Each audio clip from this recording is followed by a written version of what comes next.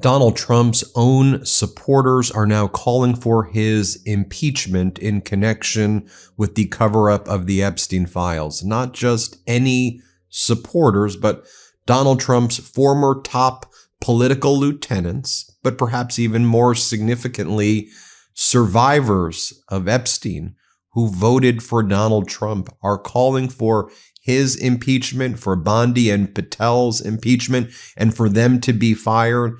Folks, this is a fast-moving story, and the MeidasTouch Network is leading the way in our coverage. Just a reminder, make sure you hit subscribe right now to this YouTube channel.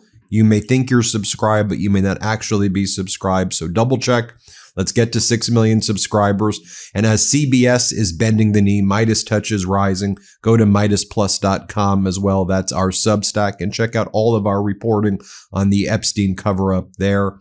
So you have Marjorie Taylor Greene posting the following.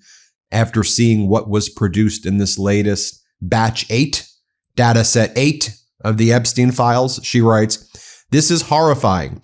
Trump called me a traitor for fighting him to release the Epstein files and standing with women who were raped, jailed in stalls, and trafficked to men. Only evil people would hide this and protect those who participated. I pray for these women. Only evil people." And remember what I've been saying here over and over again on the MeidasTouch Network? Trump and this regime, they are evil. And we have to just call it out that it's evil, evil, evil behavior. Then you had Epstein survivor Hallie Robson, who was a Trump supporter. She voted for Donald Trump. And here she says, "I'm no longer a Trump supporter. He needs to go. He needs to be impeached." Let's play this clip of Epstein survivor Hallie Robson. Play this clip. Talking about Trump, right? Just to be clear, in terms of pointing the fingers Yes. or having, yes, exactly. And Yes. you said that before, that you have never heard anything to implicate him. Exactly. It wasn't until I started meeting some of the other women from different countries and different states where I really started to hear their stories. And of course, as a survivor sister and going through what I went through, I do believe these girls. But at the end of the day, I am no longer supporting this administration. I redact any support I've ever given to him, Pam Bondi, Kash Patel. I am so disgusted with this administration. I think that Pam Bondi and Kash Patel both need to resign. And I would love to see number 47 get impeached over this. And I'm just waiting. Should Pam Bondi be held in contempt, you think, for the release of She these needs files? to be held more than in contempt. Absolutely. Now, Virginia Giuffre's sister-in-law also chimed in. Here's what she says. And Virginia Giuffre, of course, was a victim of Epstein, and she died by suicide recently after the atrocities that were committed against her by these sick and depraved criminal men. Here, play this clip. I mean, first off, I think the incompetence of the DOJ is quite insulting. I think their behavior and the fact that they've redacted, you know, the perpetrators and left these survivors unredacted and then claim that the care is for the utmost survivors, it just doesn't add up.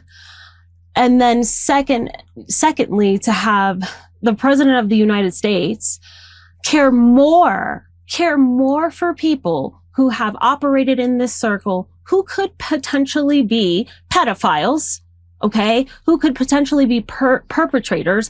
He doesn't know that, right? That's why we need all the evidence. And so the care to protect the rich and wealthy and the powerful over the survivors who have been fighting for decades. Once again, it's just so disrespectful. It's so disrespectful to this case and what happened. And it almost feels like, you know, that it's intentional. This chaos that this administration is creating around it is intentional, but we're paying attention. We are paying attention and we're going to keep fighting. As both of you have. And then I had the opportunity to interview Democratic Congressmember Ro Khanna, who's been leading the way on the Epstein file release. Here's what he says about there being whistleblowers now, FBI whistleblowers. Let's play this clip. I don't know if you can share this, but any FBI whistleblowers or DOJ whistleblowers who may be on the horizon who's upset about the way this was handled, who may have information? We've had some approaching our office and the committee. I obviously can't get into the details, but there are people who are upset about the non-compliance of the law, and they don't want to be held accountable, right? Anyone who is at the Justice Department who's involved with this, who's not complying, could be prosecuted for obstruction of justice. Now, Pam Bondi's not going to prosecute them, and Donald Trump isn't going to have an attorney general who prosecutes them. But, in 2029, we're going to have a Democratic president, and that Democratic president's going to have an attorney general, and that attorney general is going to prosecute the law, not out of vindictiveness, out of just saying that you can't commit crimes and get away with it. By the way, I think that should apply to crimes, not just in violating the Epstein Transparency Act. I think it should apply to crimes with ICE, crimes in terms of the strikes in the Caribbean. We need accountability before reconciliation. So if you're at the Justice Department and you know that you're violating the law, you probably don't want obstruction of justice charges brought against you. And that's why I think more and more people are speaking up. So then in one of the oddest, most bizarre statements you may ever see from the Department of Justice, they post this, basically just admitting that they're serving as Donald Trump's personal law firm. It says the Department of Justice has officially released nearly 30,000 more pages of documents related to Jeffrey Epstein. Okay. Then it goes on to say some of these documents contain untrue and sensationalist claims made against President Trump that were submitted to the FBI right before the 2020 election. To be clear, the claims are unfounded and false. And if they had a shred of credibility, they certainly would have been weaponized against President Trump already. Nevertheless, out of our commitment to the law and transparency, the DOJ is releasing these documents with the legally required protections for the Epstein victims. I want to bring in the Democratic Senate leader, Chuck Schumer, who's been actually calling for legal action to be immediately taken against this Trump regime for their cover-up. But before getting there, Senator, let's just talk about this DOJ statement. What's your reaction to it? The reaction is very simple. They are Trump's shill. If everything is so hunky-dory, then release all of the files. They have blanked out huge amounts of these files. In one whole grand jury testimony, 119 pages, totally blacked out. 265 pages elsewhere. If everything's so cool with Donald Trump, and no one believes it is, then come clean. Release all the files all the time. Don't just dribble them out. The law said they should all be released. It was passed unanimously in the Senate with only one dissenting vote in the House. All of them should be released on December 19th. And so the bottom line is very simple. You're not releasing them. You're dribbling them out. Now you're trying to be a cheerleader for Trump. There's one answer, DOJ. Come clean. Come clean. Don't stop blocking out all parts of the files. Put them all out there. Put them all out at once. And let the American people decide what Donald Trump was up to and other bad people were up to as well. Let's talk about what the Senate can do now as this cover-up continues by the Trump regime. You posted that you would be introducing a resolution directing the Senate to initiate legal action against the Department of Justice for its disregard of the law relating to the release of the complete Epstein files. What does that look like? Are you going to be able to convince do you need to convince Senator Thune? I mean, this was passed by unanimous consent, the Epstein Transparency Act, but what do we do here in terms of getting this resolution through? Yeah, Ben, first let me say the law was written very clearly, and it did not allow all these redactions, all these blacking out of everything. It did not say you can dribble them out over a period of months. These guys are full of shit. They should simply release them all now. So our law says that. And if they don't comply with the law, Senate will go to court and demand everything be released. Now, John Thune, we have to approve this in the Senate, but public sentiment is everything. That's what Abe Lincoln said. And why were we able to pass this law with every Democrat and every Republican saying yes? Because the public demanded it. The victims demanded it. There was a relentless campaign of public pressure to release all of it, not some of it, not redacted, but all of it, clean and simple. And if they don't comply, DOJ, and I doubt they will, given that the statement you read, they become just shills for Donald Trump. Not surprising, but that's what they do. We will go to court and we will win in court because the law is so clear. And if any senators refuse to do that, it's at their peril. The American people demanded it. Everyone in Congress voted for, everyone in the Senate voted for it, all but one in the House. We need all of it public so the public can make judgments. It's not up to the DOJ to make a judgment. It's not up to even the senators to make a judgment. It's up to the American people.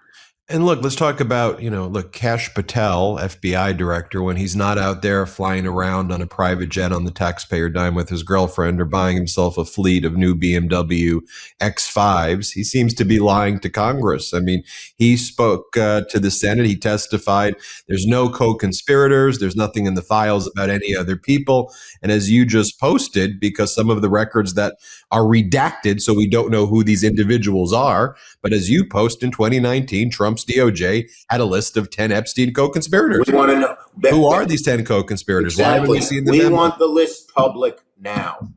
And every day we're finding new things that are in these files. We have some great help.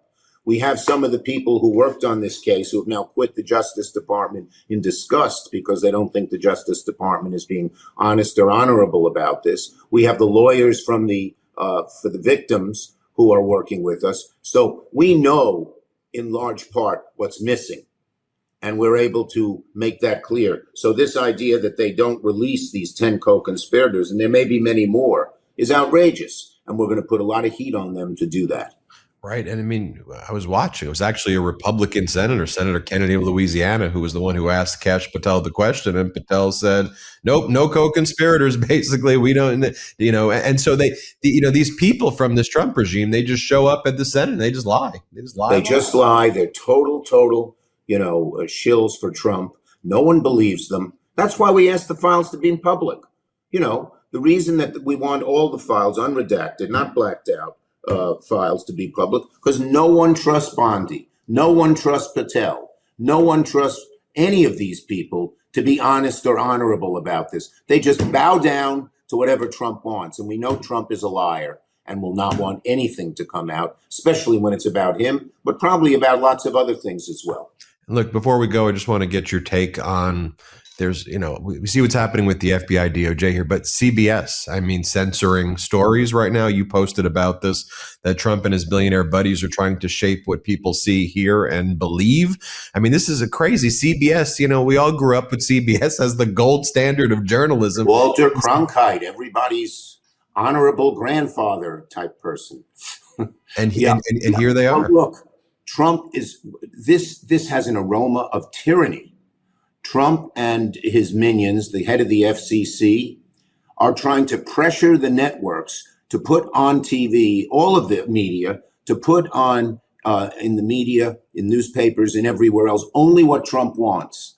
And he basically says it. If they do things I don't like, they should be off the air. That's outrageous. CBS has now, because in Canada there's an unedited version of what came out, but we need to know what happened. Who did Trump pressure? Why, where, and when, not just for CBS, but for all of these things. We saw what they did with Jimmy Kimmel. We saw what they did with ABC earlier.